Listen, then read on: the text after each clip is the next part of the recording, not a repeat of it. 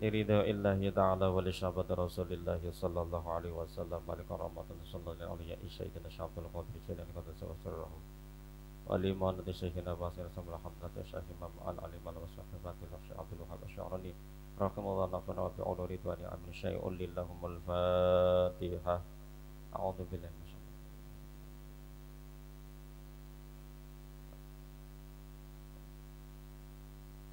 ya ya haji abdul jalim ya masyarakat ya haji wa salihim wa furu'ihim rahmatullahi alaihim al-fatihah. A'udhu billahi minasyaitanir rajim. Alhamdulillah.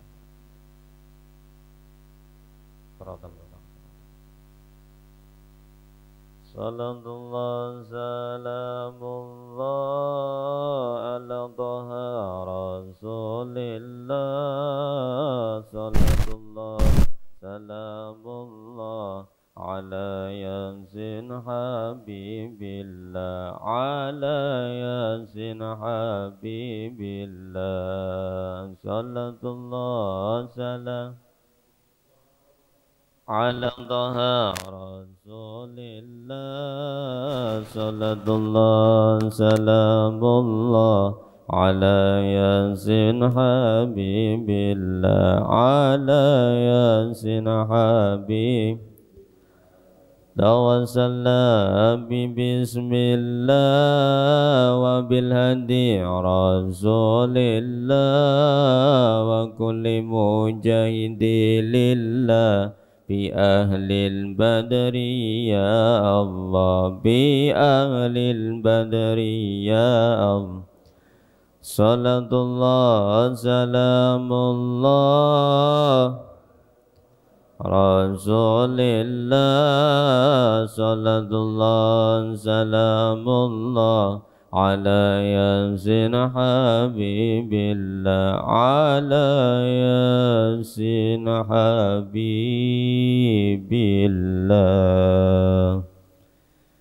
Bismillahirrahmanirrahim.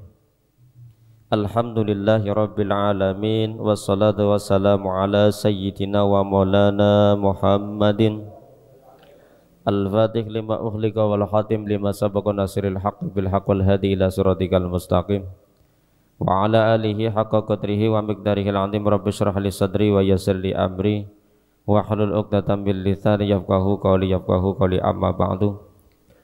Hadratil mukarramin, para alim, para asatid, para sepuh sepuh ingkang tansah kawula mulyakaken, pengurus Masjid Nurul Falah ingkang kawula hormati, sedaya jamaah kuliah subuh yang dimuliakan Allah Subhanahu wa taala. Alhamdulillah, dengan izin pertolongan Allah kita semua masih bisa diberikan kenikmatan sehat, nikmat iman Islam, bisa bersama-sama melaksanakan perintah Allah dengan melaksanakan sholat berjamaah. Maka orang yang akan semakin bersih dari dosa, dari salah menurut kitab Irsyadul Ibad, ketika seseorang sudah berdiri melaksanakan ibadah sholat, maka seluruh salah dosanya ditaruh di kepala sampai di pundaknya. Maka ketika kondisi ruku, di situ mulai dosa-dosanya lepas sampai sujud, semuanya bersih dari kesalahan dosa yang kita lakukan. Maka bersyukur ketika kita masih diberikan nikmat iman Islam, bisa bersama-sama untuk syiar Islam meramaikan tempat ibadah. Salawat salam tercurahkan dumateng junjungan kita Nabi Agung Nabi besar Muhammad Rasulullah sallallahu alaihi wasallam. Mudah-mudahan besok di hari kiamat nanti kita semua akan mendapatkan syafaatnya. Amin Allahumma amin. Bismillahirrahmanirrahim. Qala al-mu'allif rahimallahu nafa'ana wa bi'ulumihi wa amitana bi asrarihi. Amin. Kanjeng Nabi Muhammad sallallahu alaihi wasallam berwasiat kepada Sayyidina Ali dan berlaku untuk umatnya termasuk kita semua. Wasiat Rasulullah sallallahu alaihi wasallam, ya Ali ibda' man lakita minal muslimina bisalam. Wahai Ali, ketika engkau bertemu, berjumpa dengan sesama umat Islam, maka ucapkanlah salam. Sebab apa? Yaktubullaha laka isyrina hasanatan. Kata Rasul, orang yang bertemu sesama umat Islam terus dia mengucapkan salam kepadanya, Allah akan mencatatnya 20 kebaikan. Maka ini yang menunjukkan perbedaan antara orang yang biasa ngaji dengan orang yang belum ngaji. Maka tentu kita berusaha agar sesuatu yang baik, sekalipun itu kelihatannya sepele, akan tetapi dilaksanakan banyak manfaatnya. Nah, terus bagaimana dengan orang yang menjawab salam? Maka kata Rasul, waraddus salam fallahu yaktubu liman raddahu arba'ina hasanah. Orang yang ketika bertemu dengan sesama umat Islam, ada orang yang mengucapkan salam, kita menjawabnya, maka orang yang menjawabnya akan dicatat pahala oleh malaikatnya Allah 40 kebaikan. Yang mengucapkan salam dicatat 20 kebaikan, yang menjawab salam dicatat 40 kebaikan. Maka ini sesuatu yang begitu luar biasa, sampai Rasulullah SAW ketika ada orang datang ke rumahnya, orang silaturahim ke rumah Rasulullah, 3 orang dengan uluk salam yang berbeda, maka dijawab oleh Rasulullah dengan pahala yang berbeda-beda. Contoh ketika kita silaturahmi kepada sesama umat Islam, mengetuk pintunya paling assalamualaikum, assalamualaikum tanpa alif lam. Ya, lebih seringnya pakainya salamu alaikum. Ya boleh, cuman pahalanya sedikit. Ketika assalamualaikum assalamualaikum, ketika assalamualaikum saja itu juga tambah lebih baik lagi. Dan yang lebih sempurna adalah diucapkan dengan dari assalamualaikum sampai warahmatullahi wabarakatuh. Itu lebih lengkap dan pahalanya lebih banyak. Maka sesuatu yang baik tentu itu akan menjadikan Allah Subhanahu wa ta'ala senang kepada hambanya. Maka di sisi lain Rasulullah menyampaikan bahwa iyyaka wal ghadaba fa innahu minasyaiton. Takutlah kalian dengan sifat, dengan rasa emosional. Artinya kenapa kita disuruh takut ketika dalam kondisi emosi? Karena kata Rasul fa innahu minasyaiton, bahwa amarah itu adalah datangnya dari setan. Innal ghadaba minasyaiton, dalam penjelasan yang lain bahwa kemarahan yang ada dalam diri kita itu datangnya dari setan. Fa inna syaitana khuliqa minan nar, sedangkan setan diciptakan oleh Allah itu terbuat dari api. Maka untuk meredam amarah emosi kita, Rasulullah sudah memberikan solusi, memberikan resep, yakni resepnya adalah sering-seringlah berwudu.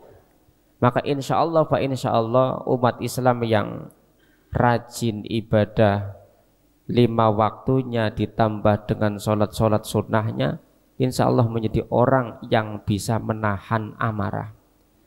Karena satu tandanya orang yang bertakwa, kata Allah di dalam Al-Quran, alladzina yunfikuna fisarra'i wad-dharra, bisa menahan amarah. Setelah menahan amarah, ketika terdolimi, wal'afina anin nas, mau untuk memaafkan. Itu menjadi satu tandanya orang yang bertakwa kepada Allah Subhanahu wa ta'ala.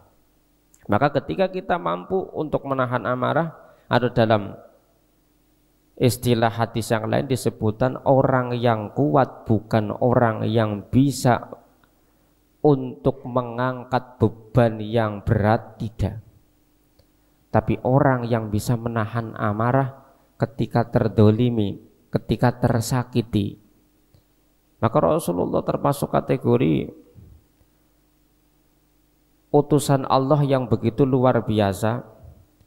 Ketika didolimi, difitnah dan sebagainya di Mekah, dimusuhi sampai akan dibunuh sehingga diperintahkan untuk hijrah. Ketika hijrah di Madinah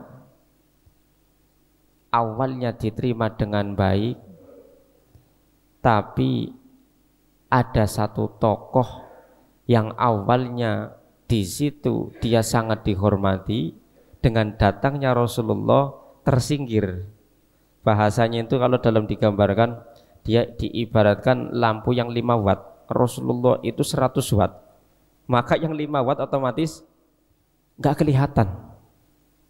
Sama ketika di pesantren antara guru kiai dengan santrinya, santri sepintar apapun tidak akan kelihatan. Kenapa? Gurunya itu lampunya lebih terang, sehingga ketika dia nanti pulang ke rumah lampunya bahasanya dinyalakan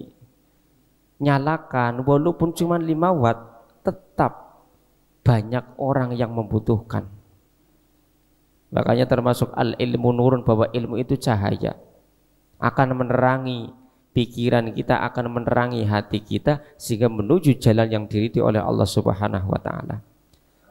Jamaah yang dimuliakan Allah Subhanahu wa taala, maka Rasulullah memberikan banyak peringatan kepada umat untuk selalu hati-hati. Hati-hati apa? Wa iyyaka wa da'watal madlum. Termasuk kita harus hati-hati terhadap orang yang kita sakiti, orang yang kita dolimi, baik dengan ucapan, baik dengan perilaku, ataupun dengan tulisan. Ketika mereka berdoa, maka fa innallaha yastajibulah, dikabulkan oleh Allah. Wa in kana kafiran fa alaihi kufru, sekalipun yang misalkan yang kita dolimi, yang kita sakiti bukan orang Islam. Ini diingat-ingat. Jadi panjenengan misalkan sengit, misalkan kalau non Islam, sampai menyakiti, hati-hati, Allah tidak terima loh. Allah tidak terima. Dan ini banyak kejadian di Indonesia itu, seakan-akan Islam itu bahasanya itu secara agamanya baik, tapi perilakunya bukan perilaku Islam, itu tidak baik. Jadi hati-hati kalau kita marah sampai mendolimi orang, jangankan kepada non-Islam, ya, jangankan kepada Islam, kepada non-Islam pun kalau kita mendolimi, Allah tidak akan terima. Kenapa Allah tidak terima ketika kita mendolimi non-Islam? Jadi digambarkan seperti ini. Ada orang punya anak yang selalu bermasalah, setiap hari bermasalah, RT-nya teka melaporkan anaknya yang nggak masalah di lingkungan terus setiap hari. Dan karena orang tuanya mungkin saking malu, si anak tersebut setiap hari dipukul. Itu sudah berjalan berbulan-bulan, bertahun-tahun seperti itu. Nah, suatu ketika terjadi si anak tersebut bermasalah di lingkungan, tanggane melu celentik, melu ngampleng. Nah, orang tuanya itu tidak terima. Padahal dheweke biasa ngamplengi. Kenapa kok tidak terima? Ya jawaban orang tersebut, lah panjenengan orang melu makan kok melu ngampleng. Itu sama dengan Allah. Nah, kamu tidak ikut menciptakan kok menghina. Kamu tidak ikut menciptakan kok menganiaya. Saya yang menciptakan tidak terima. Itu Allah Subhanahu wa taala. Maka ulama-ulama kita itu banyak yang melihat bukan background dari agama, tapi dari secara manusiawi. Karena itu makhluknya Allah. Rasulullah itu seperti itu dalam berperilaku, tidak kepada Islam saja, non-Islam pun tetap harus kita hargai, hormati. Apalagi kita di Indonesia yang hidup berdampingan, mereka tidak pernah menghalang-halangi ibadah kita. Maka berdosa kalau kita mendolimi mereka, berdosa kalau kita menyakiti mereka. Yang diperintahkan di Quran orang non-Islam yang wajib diperangi adalah mereka yang menghalang-halangi ibadah kita. Nah, di Indonesia mana?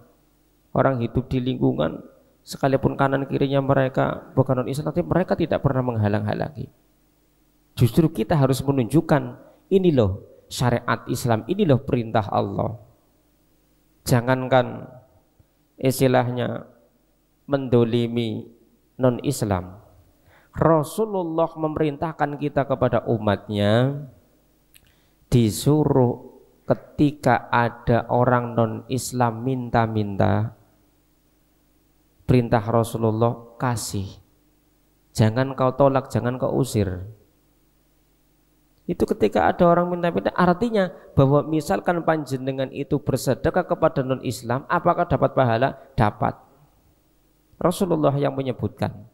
Dan Rasulullah yang melakukan itu ketika setiap hari memberikan sarapan kepada orang Yahudi, orang Nasrani yang buta duduk di pasar. Setiap pagi dikasih makanan, setiap pagi dikasih makanan. Tapi setiap kali dikasih makanan, dia mulutnya menyampaikan bahwa mencaci maki Nabi Muhammad, bahwa Muhammad adalah pembohong, Muhammad adalah pendusta dan sebagainya. Karena dia matanya tidak lihat, dan Rasulullah tidak melihat tentang itu. Yang penting melakukan kebaikan.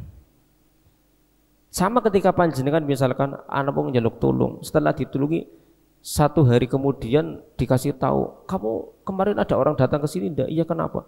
Dia itu pembohong, penipu. Nah, jenengan kok elom, wah ustagen duit 50.000, kayak ngeman-eman temen gitu.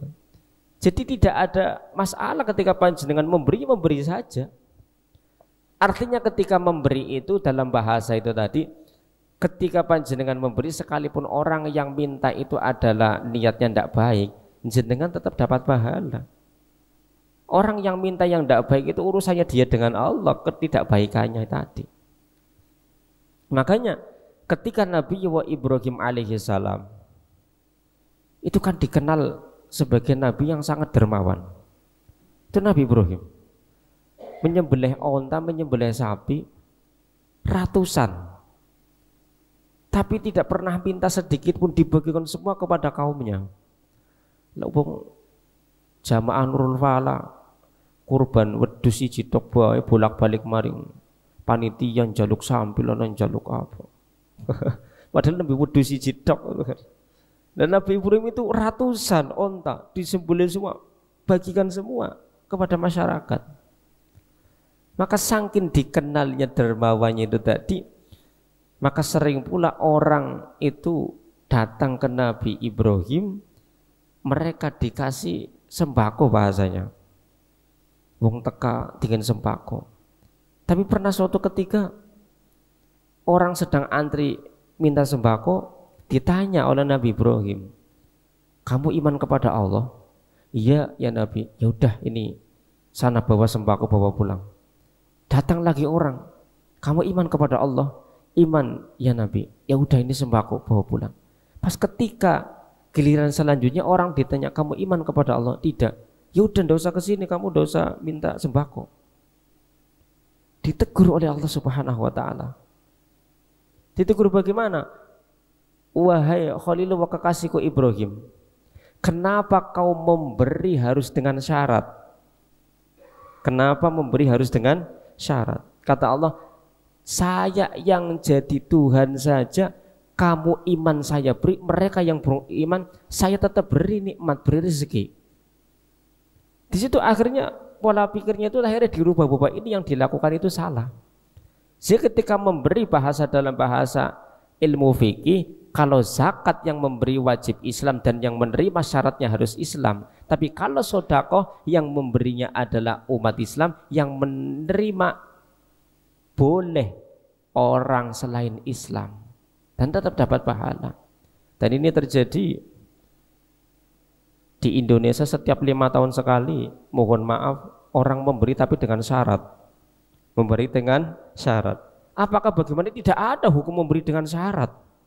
Salah, memberi kok dengan syarat. Nabi Ibrahim saja ditegur oleh Allah kok. Masa kita memberi dengan syarat kok? Biasa-biasa saja. Jadi memberi ya memberi saja, sudah. Tidak usah dengan syarat apapun, nanti Allah sendiri yang akan mengaturnya. Ketika kita menyenangkan orang lain, kata Rasul, wallahu fi aunil abdi makanal abdu fi auni akhi. Orang yang menyenangkan orang lain akan disenangkan oleh Allah berlipat-lipat. Orang yang menolong orang lain akan ditolong oleh Allah. Kita harus punya prinsip, kita senang menolong orang, kita senang menyenangkan orang. Maka Allah akan berlipat-lipat menyenangkan kita. Artinya dalam kitab Humashi Imam As-Suyuti atau di dalam kitab Tanbihul Mustarsyidin bahwa tingkatan orang yang memberi atau tingkatan bersedekah itu ada 5. Pahala tingkatan orang bersedekah itu ada 5. Maka syukur-syukur kita berusaha selama masih hidup 5-5-nya biar bisa dilaksanakan. Jangan sampai cuma dalam satu tingkatan saja. Kata Imam As-Suyuti itu dijelaskan gini, bahwa tingkatan bersedekah yang pertama, orang bersedekah 1 akan dibalas oleh Allah 10 kali. Jenengan sodako 5.000 dibalas 10 kali lipatnya. Itu untuk siapa? Sedekah sekali dibalas 10 kali. Sedekah untuk sesama orang-orang yang sama-sama sehat. Contoh yang paling mudah, ibu-ibu PKK ataupun bapak-bapak jamiahan yang bergilir dari rumah ke rumah. Maka orang yang ketiban gilirannya, dia pasti mengeluarkan minuman, mengeluarkan snack, jajan. Nah itu sodakonya sama dengan kepada orang yang sehat. Itu mengeluarkan 1 akan dibalas mendapatkan 10 kebaikan. Dan ini sudah sering kita lakukan, ya kan? Sudah sering kita lakukan. Apalagi misalkan pas Lebaran ataupun pas ketika puasa dimintai untuk ya buat takjil, buat apa, itu 1 dibalas 10. Tingkatan yang kedua, orang yang bersedekah 1 dibalas oleh Allah 90 kali. 90 kebaikan. Ini sedekah ini diberikan kepada siapa? Diberikan kepada orang-orang yang cacat, orang-orang yang terkena musibah, atau anak yatim piatu. Artinya Masjid Nurul Falah setiap tahun sudah melaksanakan. Jenengan ketika kemarin dengar Palestina seperti itu, ada penggalangan dana, itu masuk, jenengan memberi akan dibalas 90 kali kebaikan. Tingkatan yang ketiga, 1 sedekah akan dibalas 900. Banyak sekali. Memberi 1 dibalas 900. Nah ini untuk siapa? Sedekah diberikan kepada siapa? Sedekah yang diberikan kepada kerabat, saudara kandung. Islam itu sudah mengatur, jenengan misalkan senang sedekah ke kanan kiri tetangga, tapi saudaranya yang fakir miskin tidak dianggap karena gengsi punya saudara miskin, bahaya. Artinya ketika kita memperhatikan saudara kita itu tingkatan pahalanya lebih tinggi, lebih besar. Jangan disepelekan. Makanya semuanya itu harus dilaksanakan. Untuk sama-sama yang kita kenal sehat, iya. Untuk orang yang terkena musibah kita juga andil. Terhadap keluarga juga sama. Terhadap keluarga juga sama. Jangan sampai dikenal di lingkungan orang yang loman dermawan, tapi dikenal oleh keluarganya kategori orang yang medit. Itu jangan sampai. Nah, jadi memberikan kepada kerabat 1 sedekah dibalas 900 kebaikan.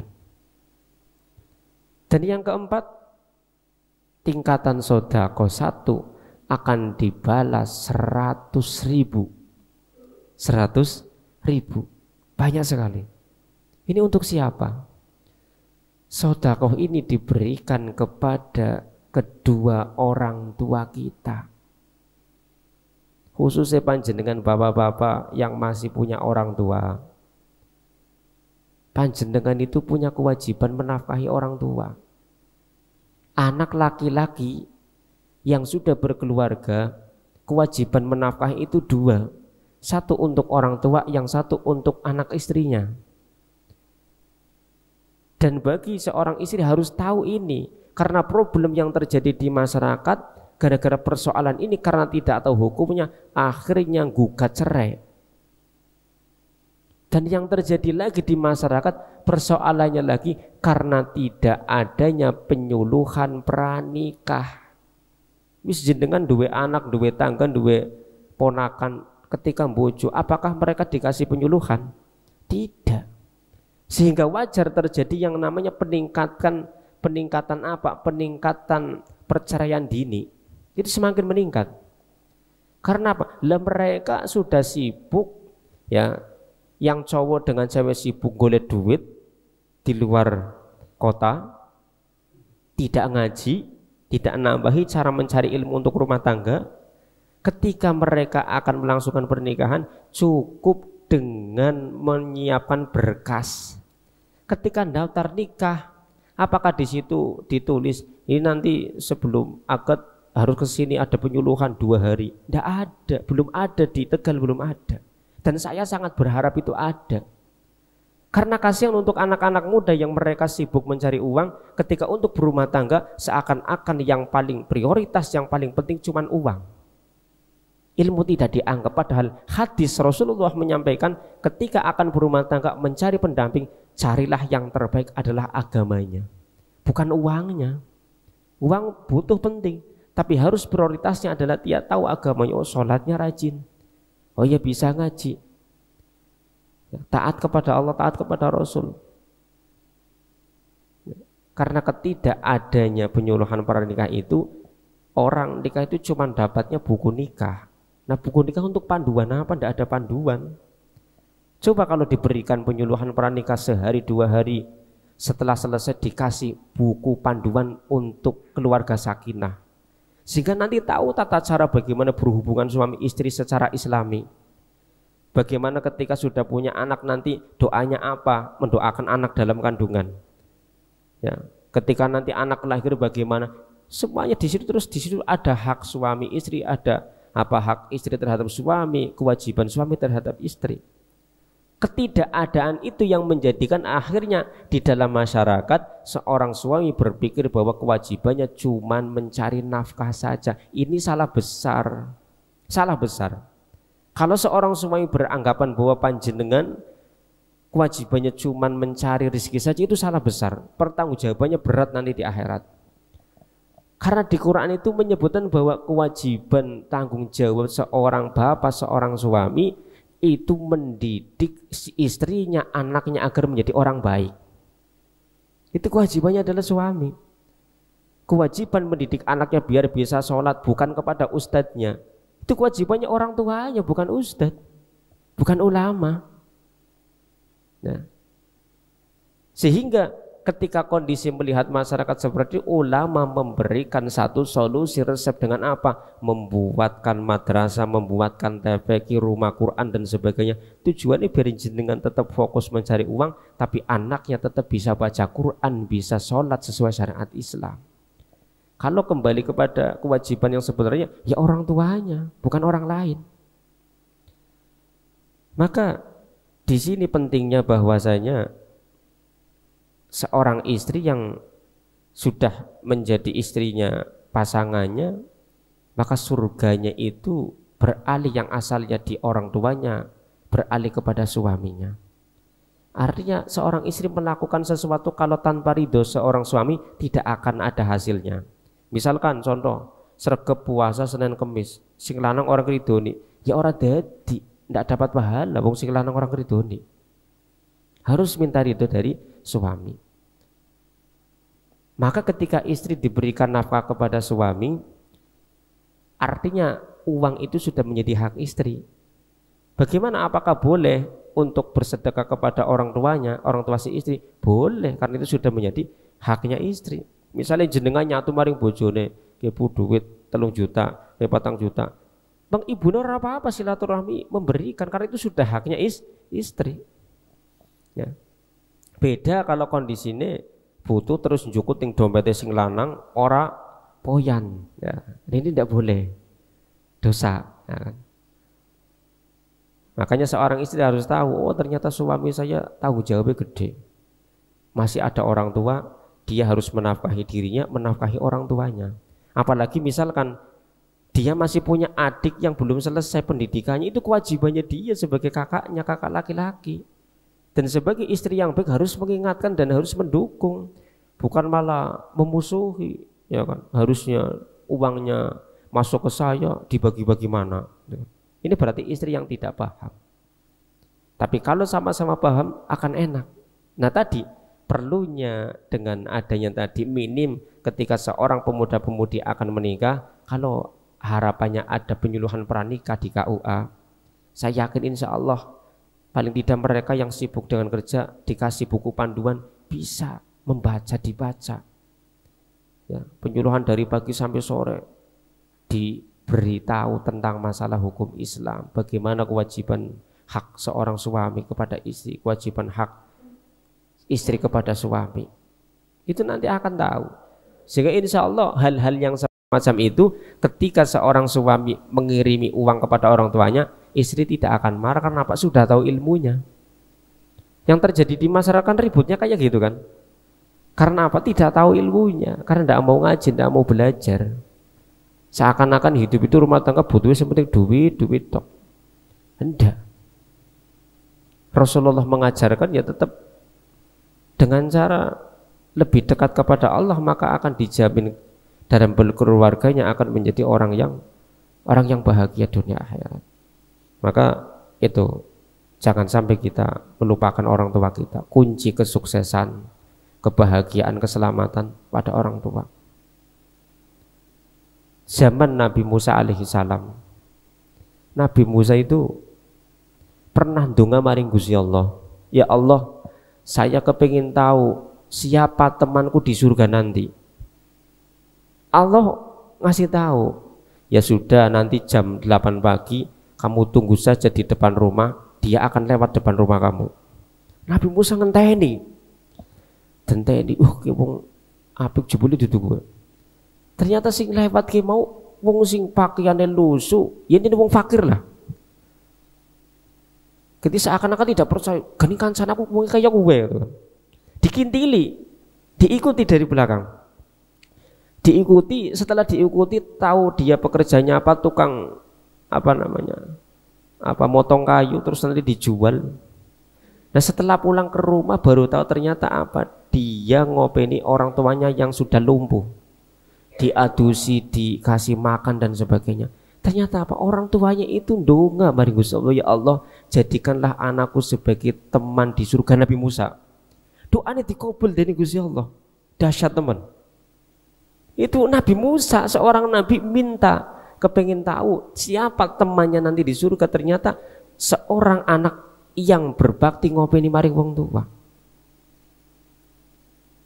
Terus riwayat yang lain lagi ada Nabi Sulaiman alaihissalam.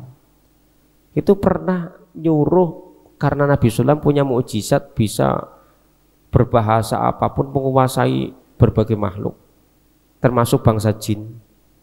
Itu seorang jin disuruh untuk masuk ke dalam dasar laut, suruh mengambil mutiara berlian. Ternyata setelah masuk belum sampai dasar, kenapa di dasar ada istana? Naik ke atas, lapor kepada Nabi Sulaiman. Akhirnya pengen tahu istana itu, naik ke atas. Setelah naik ke atas, istana itu pintunya buka, keluar seorang pemuda. Nabi Sulaiman tanya, apakah engkau dari bangsa malaikat? Bukan. Apakah engkau dari bangsa apa? Saya dari bangsa manusia. Kaget Nabi Sulaiman, kok bangsa manusia kok bisa punya istana di dasar laut? Secara akal tidak sampai. Akhirnya ditanya, kenapa kau punya makom yang begitu luar biasa istimewa?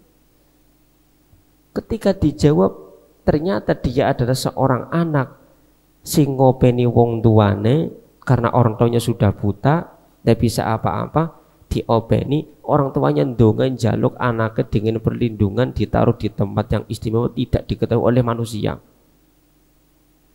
Itu dikabul oleh Allah. Apalagi yang paling masyhur terkenal di zaman Nabi Muhammad sallallahu alaihi wasallam. Siapa? Uwais Al-Qarni. Itu sudah masyhur sekali. Apakah dia pernah ketemu dengan Rasulullah? Sama sekali tidak.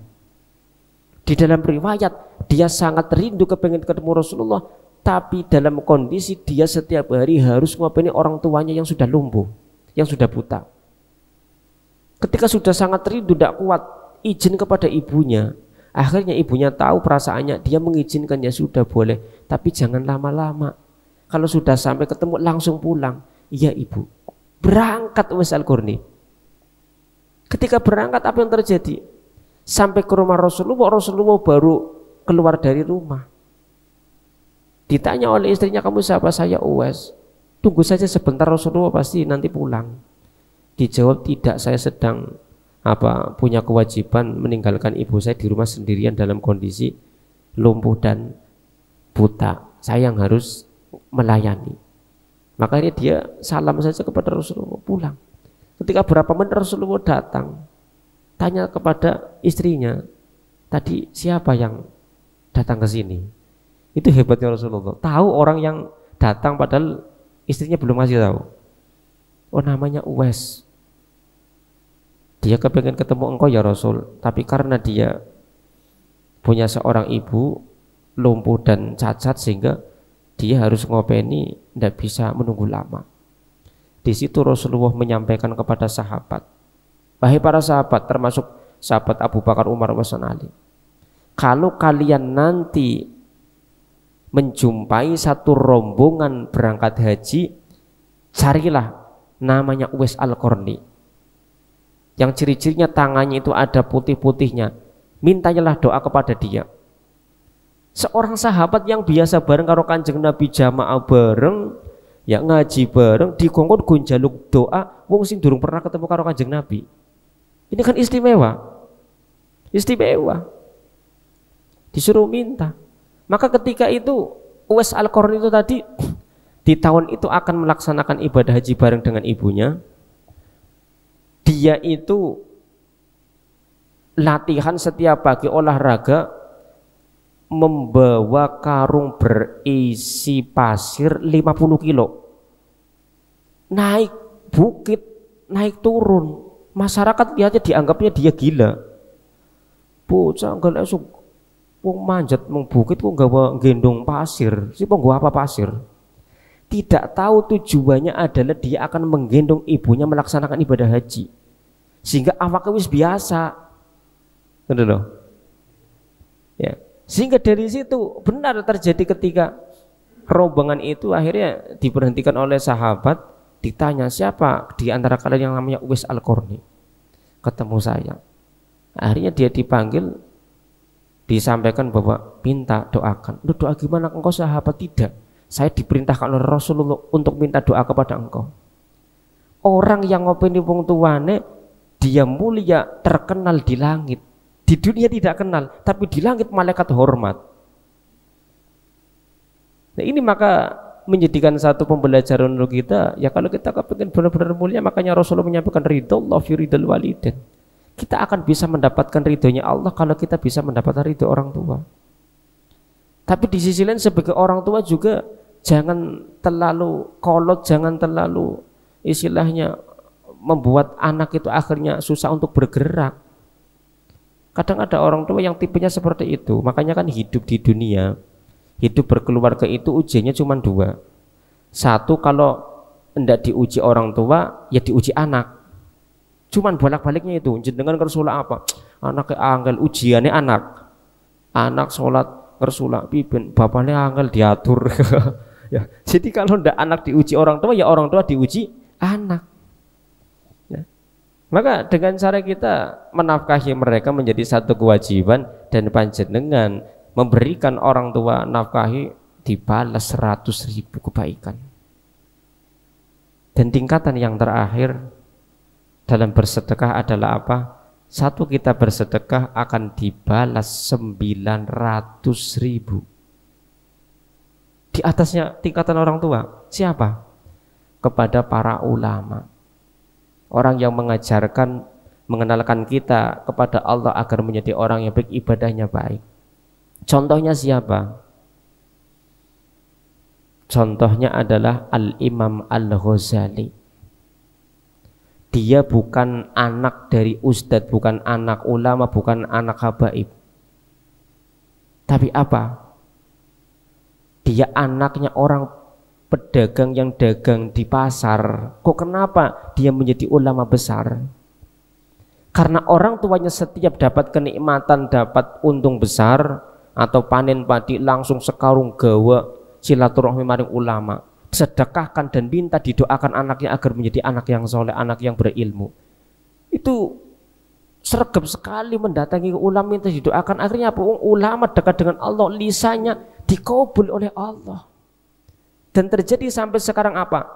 Karya kitabnya Ihya Ulumuddin sampai sekarang masih dikaji oleh ulama seluruh dunia. Itu berkat siapa? Orang tuanya. Karena apa? Orang tuanya senang dengan ulama, mereka mau bersedekah, maka tingkatannya tinggi sekali. Maka ketika panjenengan misalkan yang memondokkan anak misalkan, aja pun gawe jajan nggo anake tok. Gawe jenengan sedekah nggo kiyaine. Sing mulang anake jenengan nggo bonyene, sing ngopeni anake panjenengan. Maka itu nanti ada sisi lebihnya. Tujuannya kalau berkah dan jangan sampai menjelek-jelekan guru yang telah mengajarkan anaknya panjenengan. Jadi di kitab dijelaskan seorang waliullah Syekh Abdul Qadir Jilani punya murid. Setiap akan makan namanya santri kan tahu. Kalau setiap makan itu tadi sisa makanan gurunya itu untuk berebut karena ngalah berkah. Dan pas ketika sambangan orang tua, ada salah satu orang tua melihat kayak gitu, dianggapnya anak dijadikan pembantu. Wah, dititipin teman-teman gandeng mangane sisane kayak gue. Akhirnya memprovokasi orang lain, wali murid lain. Diprovokasi akhirnya apa? Bahasanya dia marah, mencabut anaknya, sudah mau pulang, tidak jadi. Karena kamu disuruh untuk ngajari anakku biar bisa agama ini, kok malah di sini jadi pembantu makan sisa. Padahal anaknya yang santrinya yang berharap karena pengen mendapatkan berkah. Setelah dia membawa anaknya pulang, di tengah-tengah jalan ditanya tentang ilmu ini, agama apapun, dia apal. Di situ akhirnya dia menyesal, balik lagi minta untuk anaknya dipondokan. Jawabannya apa? Allah sudah mentakdirkan tadi bahwa anakku sudah selesai, tidak bisa masuk lagi. Makanya tidak boleh kita berprasangka buruk kepada guru anak kita. Dengan anaknya dididik oleh siapa, hormati gurunya. Karena dalam kitab Ta'limu Ta'alim, kita tidak cuma menghormati orang yang memberi ilmu kepada kita, kepada anaknya guru. Gurunya dua anak, sekalipun dia jalan keluar, kita menghormati mereka. Itu dalam kitab Ta'limu Ta'alim. Makanya sampai kepada ulama-ulama kita kan seperti itu. Ulama kita seperti itu. Misalkan ada seorang gus dari pondok ini terus mondok ke pondok yang lain, dia tahu ini anaknya ulama, itu diopeni. Begitu juga ya ceritanya itu tadi kan, putranya Mbah Maimun itu kan disuruh untuk apa, mondok di Lirboyo. Mbah Maimun itu nulis amplop diisi uang untuk sedekah kepada kiai yang di Lirboyo. Ini dikasihkan sudah ada nama-namanya. Dan ketika putranya Mbah Maimun pulang dari Lirboyo, mau pulang ke rumah, gentenan dari kiai Lirboyo juga nyangoni. Tapi nyangoni ini karena tidak dikasih nama, oh berarti kan gua aku, duduk gua abai aku gitu kan. Ya. Jadi itu caranya seperti itu, saling benar-benar menghormati, menghargai. Termasuk sejarah menyebutkan Ki Haji Hasyim Asy'ari sampai apa namanya ngopeni gurune sinten Mbah Khalil Bangkalan. Berguru kepada, masa gurune kok belajar maring muride kan? Ya karena muridnya wis dengan keistimewaan ketemu karo Nabi Khidir, gendong Nabi Khidir. Sampai Mbah Khalil menyatakan, wah ilmu aku dijukut kabeh, wis dijukut kabeh. Akhirnya belajar, ketika belajar karena gurunya yang belajar, ya bajunya dicucikan, dia langsung yang menyucikan. Itu adabnya begitu luar biasa, karena ya itu tadi seorang murid kepada guru. Ya. Makanya kan disebutkan bahwa orang yang memuliakan orang yang berilmu, maka dia sama seperti orang yang mendapatkan pahala 70 para nabi. Orang yang ketika memuliakan orang yang belajar, jenengan setengah ngaji, kok dimuliakan dan dihormati. Maka orang yang menghormati itu sama seperti orang yang memuliakan 70 orang yang mati syahid. Itu istimewanya di situ. Makanya ketika Rasulullah Shallallahu Alaihi Wasallam itu di masjid berjalan melihat ada orang sedang berzikir, terus lewat lagi melihat ada orang sedang berdoa, terus lewat lagi melihat ada orang yang sedang mengajar. Maka Rasulullah itu menyampaikan bahwa tadi yang berzikir itu baik, yang berdoa kepada Allah juga baik, tapi saya memilih kepada orang yang sedang belajar. Anas yang diulang. Kata Rasul, karena saya juga sebagai pengajar, mengajarkan, menyampaikan kepada umat. Maka dari itu tadi tetap sesuai dengan wahyu yang pertama. Quran diturunkan adalah surat Al-Alaq, Iqra, bacalah, artinya belajar, ngaji. Artinya tingkatan itu tadi tetap. Makanya secara hadis, wong sing belajar sajam dibandingkan wong sing ibadah sholat sunnah ratusan kali, tetap kalah keutamaannya. Tetap lebih apik jenengan sing jagungan kados ngeten. Karena tetap kadang, makanya kan kalau orang soleh kan untuk dirinya sendiri, bukan untuk orang lain. Wah, ahli ibadahnya untuk diri sendiri saja, tidak bisa memberikan ke orang lain kemanfaatan. Tapi kalau ilmu kita dapat, kita bisa dibagikan untuk anak istri, untuk keluarga, untuk orang lain. Maka di situ disebutkan julusaka saatan, orang yang duduk 1 jam fi majlisil ilmi, di dalam untuk mencari ilmu, khairul laka, itu lebih baik daripada apa? Orang yang memerdekakan 1000 budak.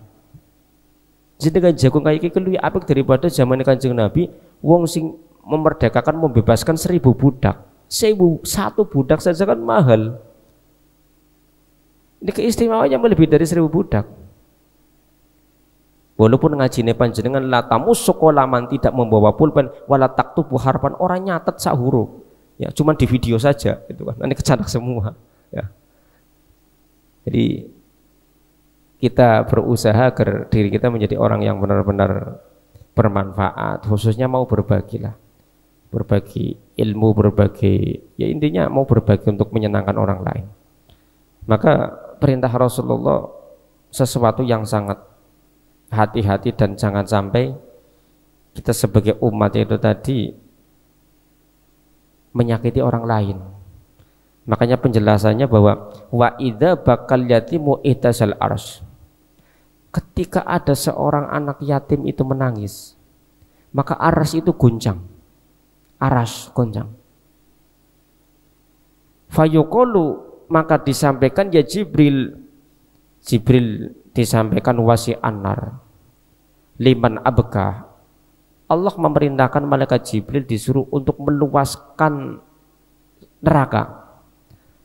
Satu neraka disuruh diluaskan. Untuk siapa ya Allah? Untuk orang yang menyakiti, membuat nangis anak yatim. Jadi hati-hati.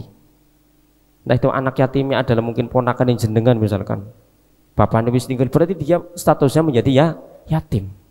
Jangan sampai kita membuat dia itu nangis. Karena ketika nangis, Allah sudah menyediakan neraka yang luasnya luar biasa. Itu untuk orang yang membuat nangisnya anak yatim. Wa wasi al-jannah liman adhaka, tapi Allah memerintahkan malaikat Jibril disuruh apa? Untuk menyiapkan surga yang luas. Yang luas sekali untuk siapa? Orang yang menyenangkan anak yatim, yang bisa membuat senang anak yatim. Maka kita alhamdulillah 1 tahun sekali mengadakan santunan, membuat mereka senang. Insya Allah kita dapat surga di Gusti Allah. Amin Allahumma amin. Ya karena kita menyenangkan mereka. Dasar hadisnya banyak, Qur'annya juga perintahnya seperti itu. Dan termasuk itu bagian dari sifatnya para nabi, yuhibbul fuqara wal masakin, cinta kepada orang fakir miskin, kepada anak yatim piatu. Maka kita harus punya sifat seperti itu. Jangan sampai enggak, kalau enggak berarti kita keluar dari sifatnya Rasulullah, sifatnya para nabi. Nah, kalau kepengen kita mengikuti para nabi, ya harus punya sifat loman, sifat dermawan, suka berbagi, suka menyenangkan. Suka menyenangkan orang lain. Maka sampai-sampai Rasulullah Shallallahu Alaihi Wasallam itu menyampaikan satu sabdanya, sab'atu min ummati fil jannah. Ada 7 golongan yang akan masuk ke dalam surgaku sebagai umatku. Artinya ada umat Rasulullah, 7 golongan umat Rasulullah yang akan dimasukkan ke dalam surga. Nah 7 golongan ini diantaranya syabun taibun, seorang pemuda yang bertobat, artinya senang berjamaah, senang mengaji. Itu jauh lebih dicintai oleh Allah. Karena apa? Lawa esi enom kok senang ibadah. Ya. Harwis tua senang ibadah, ke wajar. Karena apa? Kontraknya enggak lentek. Kontraknya enggak lentek. Jadi wajar kelingan mani gusawa, kelingan kuburan dan sebagainya, kematian karena apa? Ya umurnya sudah banyak. Tapi kalau pemuda kok rajin ibadah, rajin ngaji, rajin silaturahmi ke para alim ulama, ini yang sangat dicintai oleh Allah dan kata Rasul surga baginya, surga. Yang kedua, waman tasaddaqu sirron, orang yang akan mendapatkan surganya Allah adalah orang yang bersedekah secara rahasia, cukup dirinya dengan Allah. Makanya ada istilah, kalau memberi jangan sampai tangan kiri tahu. Jenengan ngasih kotak amal di masjid, ya bisa ngerti jenengan bau suara apa-apa. Ya. Jadi ditumpet naik ben dalahe katone tangannya tok. Ya. Yang lain tidak tahu. Itu kalau dengan sir rahasia berarti ikhlas. Tujuannya mung Gusti Allah, bukan tujuan manusia. Maka orang yang seperti itu akan apa? Meredam kemurkaan Allah. Orang yang sedekah dengan secara sembunyi-sembunyi itu akan meredam kemurkaan Allah. Wa man yu'addi sholata duha, termasuk umat Rasulullah yang akan dimasukkan surga adalah orang yang senang untuk melaksanakan sholat duha. Walaupun 2 rakaat. Ya, kalau sekarang subuhnya jam 4 ya setengah 7 sudah boleh untuk duha. Tapi kalau subuhnya jam 5 ya jangan berani-berani sholat duha jam 7. Itu waktu yang masih diharamkan, belum masuk waktu.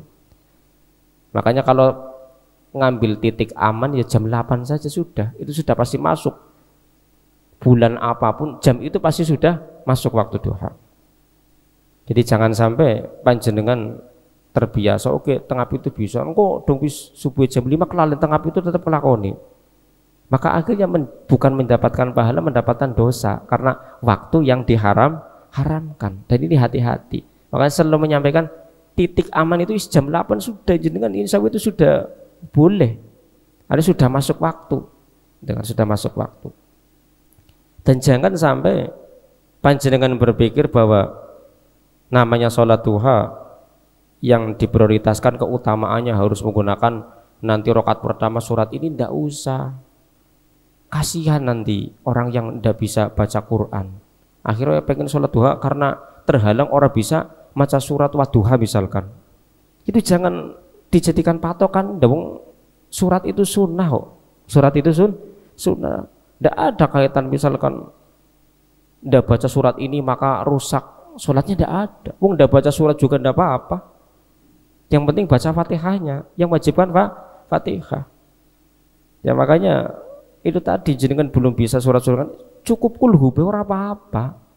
Wong bisane Fatihah orang bisa kulhu, ya ndak apa-apa, sholatnya tetap sah.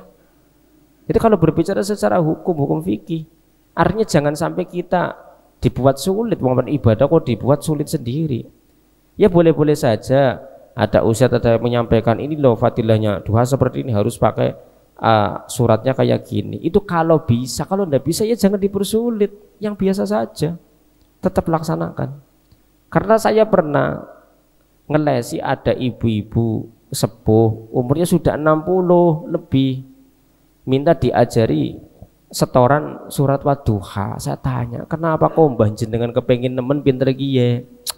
Kas ngaji krungu dadi ngomong kiye jadi utamanya gede. Saya bilang udah ndak usah, saya bisa nih jenengan. Ndak pengen bisa. Akhirnya ketika dipraktekkan baru Wadduha saja berkali-kali 10 kali lupa lagi, besoknya diulang lagi, ya lupa lagi. Itu kan karena mendengarkan penyampaian yang harusnya itu khusus untuk orang yang masih muda, masih ketika daya ingat itu masih kuat. Kalau yang sudah sepuh ya tidak usah, biasa saja bilang gitu. Apakah boleh? Ya boleh sekali dan sah. Jenengan kalau tidak bisa sholat duha berarti tidak sholat duha, iya gitu kan. Jadi kan bahaya. Sholat kok seakan-akan berarti Gusti Allah mempersulit. Kitanya yang tidak paham ilmunya sehingga susah dibuat sendiri. Wa man kana dhahabu malihi ahwanu alaihi min fawati sholat wahidatan ma'al imam. Orang yang menjadi umat Kanjeng Nabi mlebung swarga ki wong sing ketika kelangan duit biasa baik, tapi yang ketinggalan jamaah lome nemen.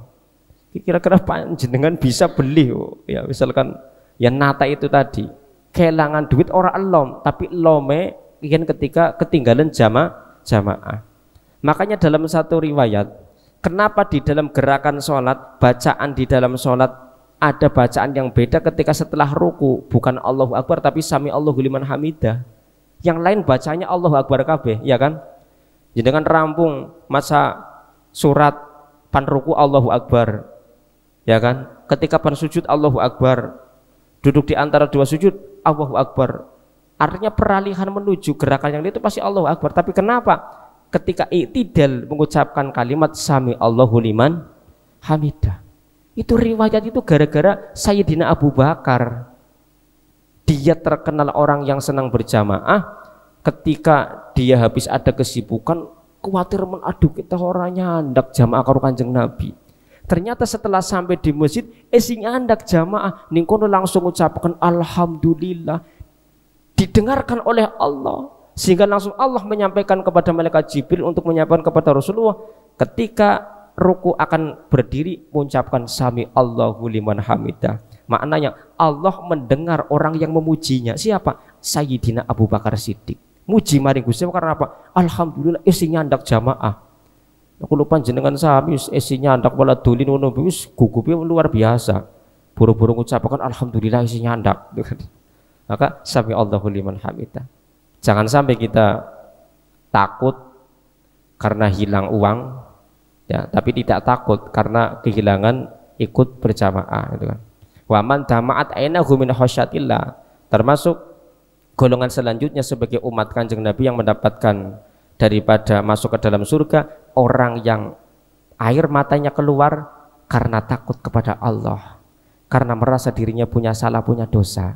Jangan sampai air mata ini keluar karena urusan duniawi, jangan. Tapi karena mungkin dosa kita, kesalahan kita minta kepada Allah keluarkan air mata itu. Nanti air mata itu akan menjadi saksi bahwa diri kita benar-benar takut dan taat kepada Allah Subhanahu wa taala.